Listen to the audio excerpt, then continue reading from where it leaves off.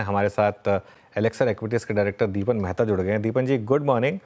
Bajaj housing में listing पर क्या करना है? अलॉटमेंट तो मिला नहीं होगा, अब अगर डबल पे लिस्ट हुआ तो क्या करना है, और पूरे सेक्टर पर क्या व्यू है? Yeah, good morning, Anuj. All one can say is that one can hope and pray for थोड़ा बहुत allotment मिल जाता है तो अच्छा है। और डिपेंडिंग अपॉन क्या लिस्टिंग की प्राइस होती है, I think one can certainly average and make it as a decent holding, क्योंकि जो भी अलॉटमेंट मिलना है आपके पोर्टफोलियो के सम्मान में काफ़ी कम होल्डिंग होगी। तो इट इज़ इम्पोर्टेंट के राइट साइज होल्डिंग करने के लिए मार्केट में आप खरीद सकते हैं, या तो ऑन लिस्टिंग खरीद सकते हैं, या हमने देखा है कि कुछ हफ्तों कुछ महीनों के बाद फिर प्राइस स्टेबल हो जाता है और करेक्शन भी आ जाती है, यूफोरिया निकल जाता है, तो उस टाइम आप खरीद सकते हैं। लेकिन ये डेफिनेटली एक गोल्ड स्टैंडर्ड है इन दी एनबीएफसी स्पेस, इन दी हाउसिंग एनबीएफसी स्पेस, और इसमें ज़रूर से आई थिंक इन्वेस्टर को थोड़ा एक्सपोजर लेना चाहिए। इट्स अ स्टडी परफॉर्मर, बहुत ही अग्रेसिव कंपनी है, they have gone through a lot of ups and downs, और फिर भी काफ़ी स्ट्रेंथ लेके कंपनी निकली है बाहर फ्रॉम द वेरियस क्राइसिस।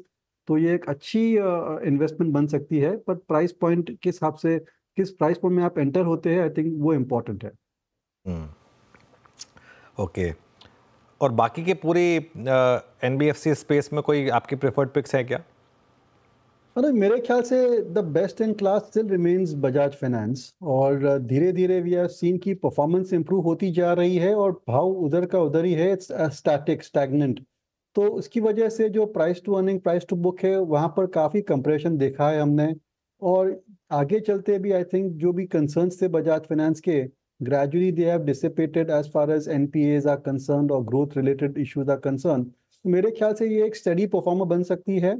और अगर आप ये भी फैक्टर करते हैं कि कोई भी इसमें प्राइस टू अर्निंग मल्टीपल या प्राइस टू बुक की एक्सपेंशन नहीं भी होगी, तो भी जिस हिसाब से उनके प्रॉफिट्स बढ़ रहे हैं, अर्निंग्स पर share which is growing steadily at 15-20% और सो, जिस हिसाब से वो प्रॉफिटेबिलिटी बढ़ रही है, you can expect the return भी उसी लाइन में आपको मिल सकते हैं, और काफ़ी हद तक सेफ्टी है इसमें। और हमने देखा है कि इस बुल मार्केट में जो अंडरडॉग्स थे, जो अंडर परफॉर्मर थे, उनका भी दिन आता है। मेरे ख्याल से बैंक्स एनबीएफसी में टर्न अराउंड हमको शायद देखने को मिलेगा इन दिस ईयर इटसेल्फ। दीपन जी नमस्कार, वीरेंद्र बोल रहा हूँ। और आई मीन एनबीएफसीज के मूव के साथ साथ आई मीन ये जो बजाज हाउसिंग फाइनेंस के आईपीओ ने क्रिएट किया है, हमने गोल्ड में भी काफ़ी स्ट्रॉन्ग मूव देखा। आप टाइटन को देखिए, वो काफ़ी बड़ा मूव दे रहा है। तमाम ज्वेलरी सेगमेंट के स्टॉक्स अच्छा मूव दे रहे हैं। अभी इस थीम में आपका कोई इंटरेस्ट है सर, या फिर कोई जोड़ा हो पिछले 1.5 महीने में स्टॉक आपने? नहीं, देखिए आई थिंक कि जो भी ज्वेलरी कंपनी लिस्टेड है, specially Titan, they are fairly valued, और काफ़ी कंपेरेटिव इंटेंसिटी भी बढ़ रही है इसके अंदर, as was pointed out by the Titan management. और अच्छी ग्रोथ हमने देखी है इन द पास्ट 3-4 क्वार्टर्स, तो थोड़े सॉफ्ट क्वार्टर्स भी आ सकते हैं। I was a bit disappoint with the Titan numbers, लेकिन जो अन्य कंपनियां हैं उनके नंबर, उनके आंकड़े अच्छे आए थे। They have shown higher growth than Titan which was not the case earlier.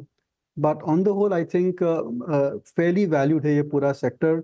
एक आउटलायर अगर आप ज्वेलरी सेक्टर में देखना चाहते हैं, तो as I said with usual disclosure कि हमारा इन्वेस्टमेंट है, इसलिए हमारे जो व्यू है that could be a bit prejudice. तो एक छोटी सी स्मॉल कैप कंपनी है Goldiam, which is a leader in lab grown diamonds. तो पूरी जो ज्वेलरी इंडस्ट्री है ग्लोबली में, वहाँ पर भी एक बहुत बड़ा डिस्ट्रप्शन हो रहा है जो अभी तक इंडिया में नहीं आया है, लेकिन पूरा विश्व में we are seeing the absorption of lab grown diamonds in a very big way. और यूएस में ऐसी धारणा है कि 50% of the jewellery is being sold is lab grown diamond. तो ये गोल्डियम जो है one of the few companies which is very strong in lab grown diamonds, यानी उनका पूरा फैसिलिटी है to manufacture lab grown all the way right to end jewellery. और orders भी अच्छे आ रहे हैं, और जिस हिसाब से वैल्यूएशन है और ग्रोथ प्रोस्पेक्ट्स है, दिस इज़ वन कंपनी जिसका बिजनेस मॉडल थोड़ा डिफरेंशिएटेड है, इसकी प्रोडक्ट कैटेगरी थोड़ी अलग से है। और जब भी इंडिया में ये लैब ग्रोन डायमंड्स का क्रेज आएगा, और ये जो थीम और ये जो फैंसी आएगी, तो lab grown companies like Goldiam जो काफ़ी 1 या 2 लिस्टेड ही है, they will get more investor attention. Balance sheet भी, क्वालिटी भी काफ़ी अच्छी है, there is hardly any debt on the books. और ये कंपनी जो है that is also trying to go into the retail sector. तो ये हमारा इन्वेस्टमेंट है इसके अंदर, तो हमारे व्यूज़ बायस्ड है, थोड़े पॉजिटिव है, please keep that in mind. ये रिकमेंडेशन नहीं है, लेकिन आपने सजेस्ट किया कि इस ज्वेलरी स्पेस में कौन सी एक नई आइडिया है, तो ये हम आपके सामने डिस्कस या प्रेजेंट कर रहे थे। नहीं, मैं दीपन सर वही पूछना चाह रहा हूँ अल्टीमेटली कि आपका झुकाव किस पे है। आप आराम से डिस्क्लोजर दे सकते हैं, कोई दिक्कत की बात नहीं। और अच्छा, जोमेटो आपकी सबसे बेहतरीन कॉस्ट में से रहा, और वो क्योंकि चल रहा है तो मैं इसमें कोई प्रश्न नहीं पूछूंगा, बट एक कैचअप जुबिलेंट फूड कर रहा है, आप इसको कैसे रीड कर रहे हैं? मेरे ख्याल से लास्ट रिपोर्टेड नंबर्स आपने जुबिलेंट के पढ़े ही होंगे। क्या जुबिलेंट भी इस वक्त इस प्राइस पे, क्योंकि अब चल भी चुका है, 300 रुपये चल चुका है सर ये बेस से, मई के बेस से करीब करीब 400 रुपये की ट्रैजेक्टरी से, बट जानना चाहूँगा कि एग्जैक्टली इसे ड्राइव क्या कर रहा है इस वक्त जुबिलेंट फूड्स को? देखिए, पूरा कंजम्पशन स्पेस में QSR पर लॉन्ग टर्म व्यू पॉजिटिव है, और ये जो सेक्टर है हमेशा महंगा ही रहता है। आई मीन जुबिलेंट फूड जब से लिस्टिंग हुआ है उसकी P multiple has always been extremely rich, और उसका ट्रैक रिकॉर्ड भी बढ़िया है। लेकिन मेरे ख्याल से मैं जब पूरा QSR इंडस्ट्री स्टडी करता हूँ तो मेरे ख्याल से there are other better ideas within the QSR space. So I would just like to wait and watch as far as Jubilant Food is concerned. और जो multi product QSR companies I think वहाँ पर शायद इन्वेस्टर को focus करना चाहिए। I think that will be a bigger winner over there. Okay, चलिए, तो ये इस समय कुछ स्टॉक्स पर व्यूज़। आईटी में क्या व्यू बन रहा है अब दीपन, खासतौर से मिड कैप आईटी जहाँ इतनी बड़ी रैली रही है कुफोज जैसे स्टॉक्स में? देखिए, आईटी में I think that we were very positive and we are positive on IT per se, लेकिन अभी काफ़ी रैली आ चुकी है आईटी में, और मेरे ख्याल से numbers have to come through, क्योंकि जो जून क्वार्टर के नंबर्स थे they were pretty okay, there was not much growth in it. और ये जो पूरा एआई का अपॉर्चुनिटी है, we are not very clear that how big the opportunity will B.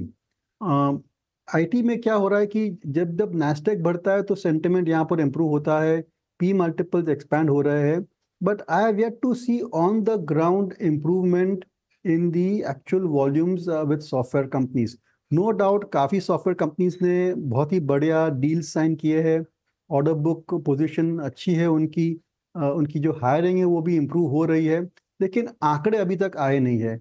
तो मेरे ख्याल से एक बार आंकड़े मैंने नंबर्स अच्छे आने लगेंगे, when they start reporting mid teens type of growth rates, शायद भाव बढ़ भी सकता है, but that would be a good entry point, क्योंकि फिर रिस्क रिटर्न आपको प्रोफाइल आपके फेवर में जाएगा।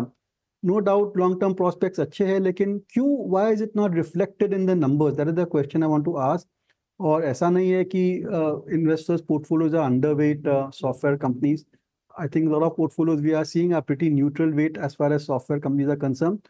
तो शायद आंकड़े आने के बाद, ग्रोथ देखने के बाद खरीदेंगे, तो ये मेरे ख्याल से बेहतर स्ट्रैटेजी रहेगी।